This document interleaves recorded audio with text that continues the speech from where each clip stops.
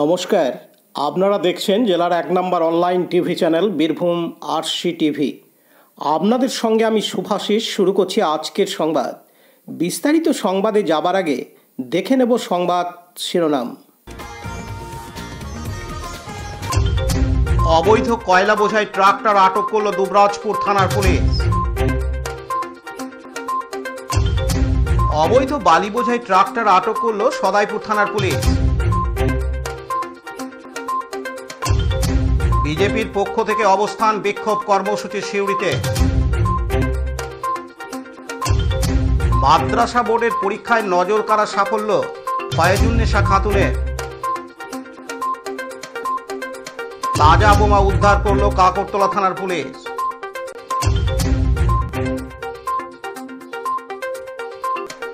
বর্ষবরণ উৎসব পালিত হল মোহাম্মদবাজারের সারেন্দা গ্রামে।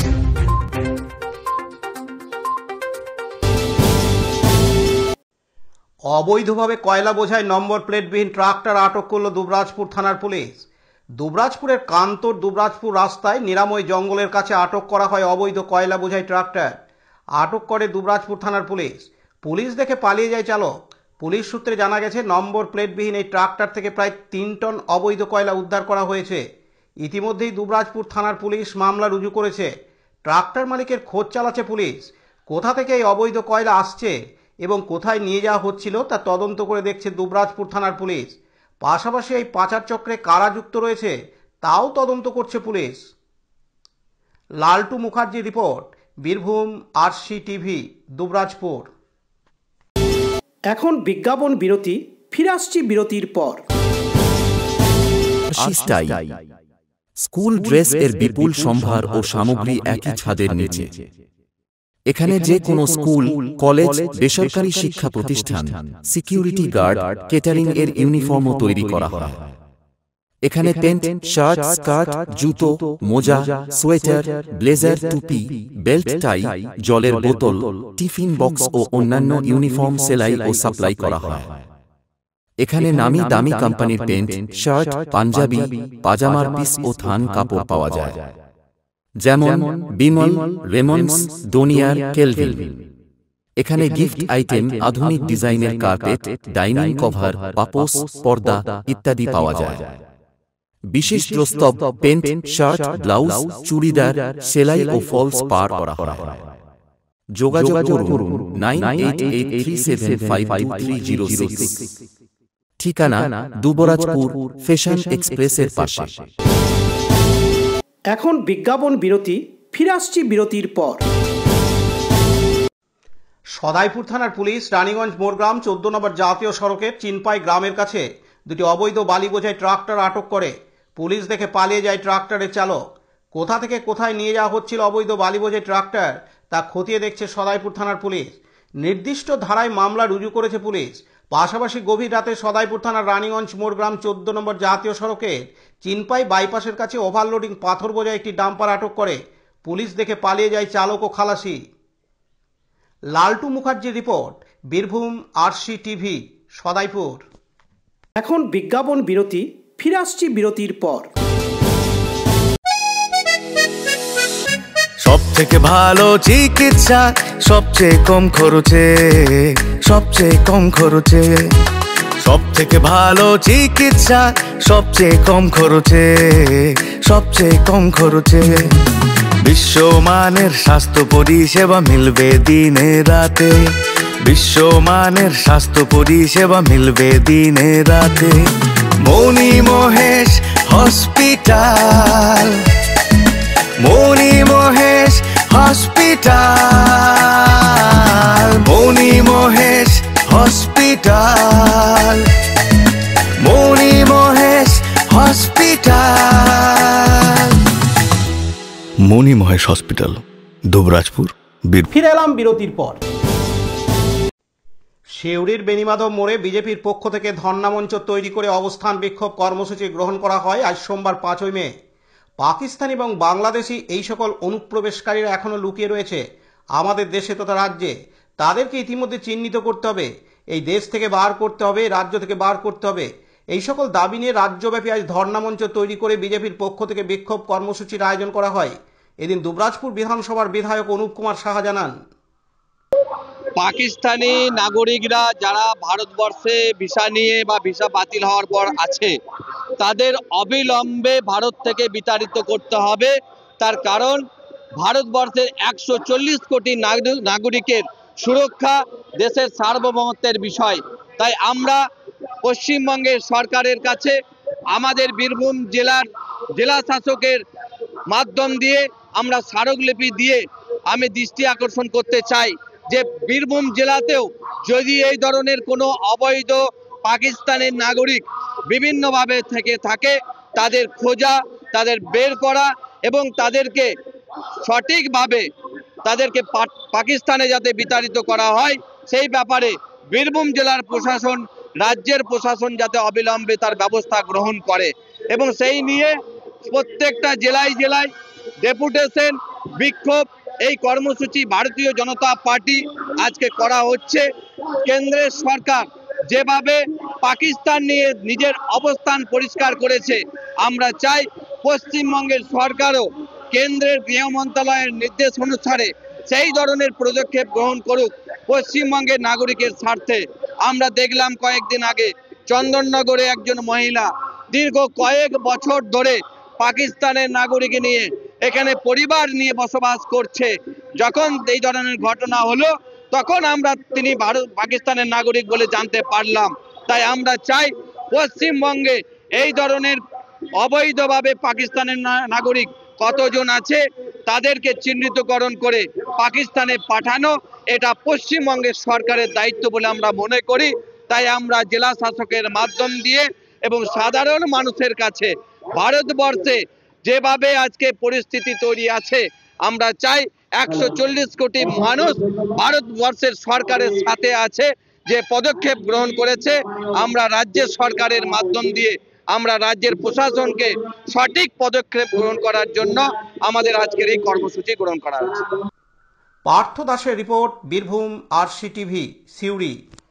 এখন বিজ্ঞাপন বিরতি, ফিরে আসছি বিরতির পর।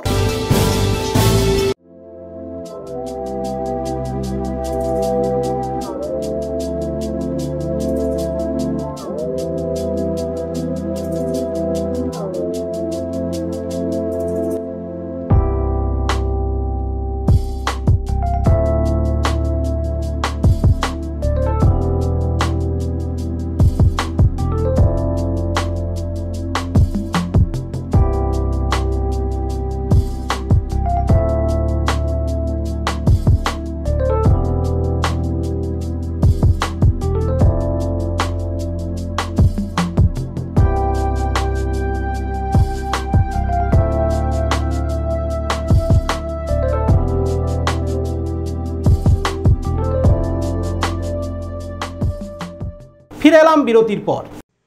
গত শনিবার 3রা মে মাদ্রাসা বোর্ডের হাই মাদ্রাসা আলিম ও ফাজিলের ফলাফল ঘোষিত হয়। মেধা তালিকায় স্থান না পেলেও জেলার মধ্যে নজর কেড়েছে মোসাম্মদ ফয়জুন্নেসা খাতুন।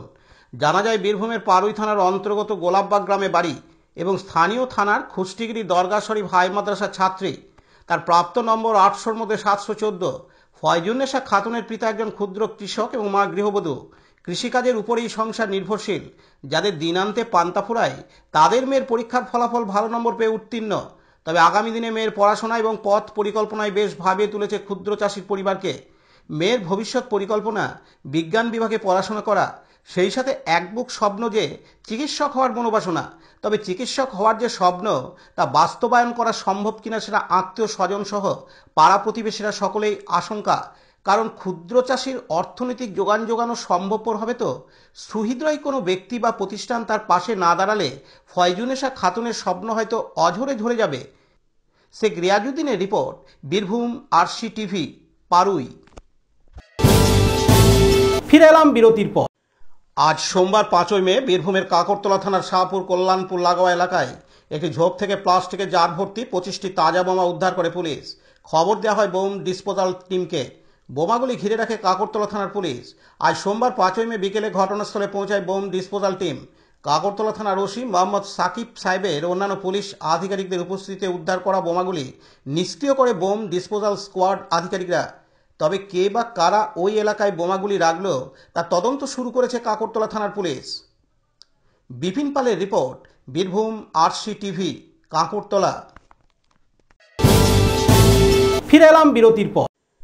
বৈশাখ মাসের প্রথম দিকেই পালিত হয় বর্ষবরণ উৎসব, কিন্তু সেই বর্ষবরণ উৎসব পালিত হলো আজ 21শে বৈশাখ 5ই মে মোহাম্মদবাজার ব্লকের হিংলো গ্রাম পঞ্চায়েতের সারেন্ডা গ্রামে।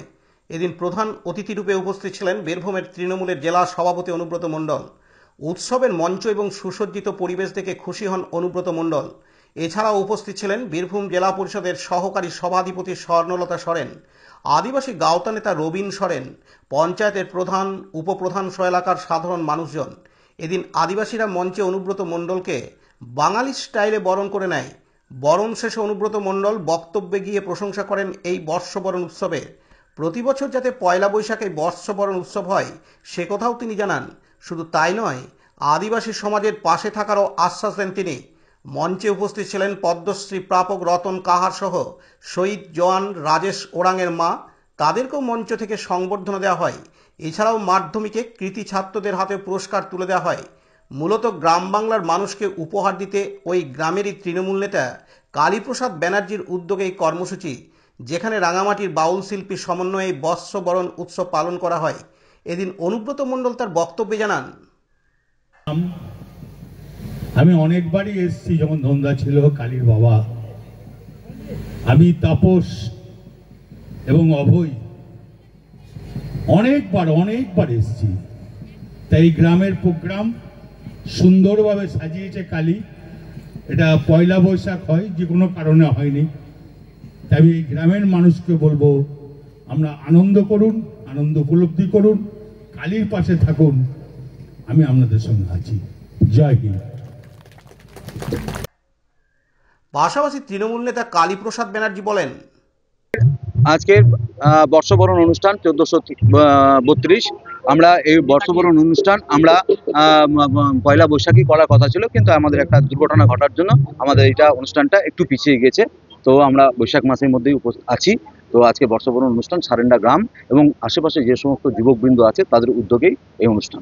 কি আছে আজকের অনুষ্ঠানে? প্রথমত যারা সুধী গুণীজন আছেন তাদেরকে সংবর্ধনা দেওয়া হচ্ছে।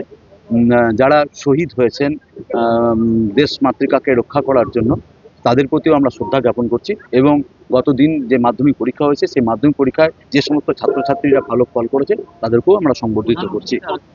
প্রধান উপস্থিত আজকে ছিলেন আমাদের, আপনারা জানেন, এসআরডিএ চেয়ারম্যান মাননীয় অনুব্রত মণ্ডল মহাশয়, এবং ডিএম স্যার, এসপি স্যারও আসার কথা আছে। অনুব্রত মণ্ডল উপস্থিত কি জানালেন এই অনুষ্ঠানে? না, অনুষ্ঠান উনি বললেন খুব ভালো অনুষ্ঠান হয়েছে এবং এটা আমাদের সম্পূর্ণ রাজনৈতিক একটা অনুষ্ঠান। এই অনুষ্ঠান মানে খুব সুন্দরভাবে হচ্ছে। উনি বললেন যে আগামী দিনে আরো বড় করে করার জন্য যত রকম সাহায্য দরকার, সহযোগিতা দরকার, সেই সাহায্য সহযোগিতা আমি করবো, এই কথা উনি জানালেন। হ্যাঁ, উনি প্রতি বছর আসবেন বললেন এবং আমাদের এটা বড় পাওনা।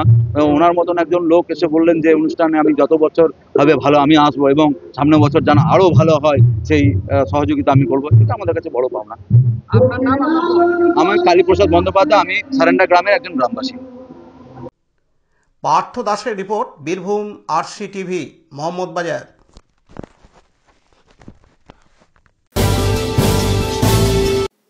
আজকের সংবাদ এই পর্যন্ত। পরবর্তী সংবাদের জন্য চোখ রাখুন বীরভূম আরসি টিভির পর্দায়। নমস্কার।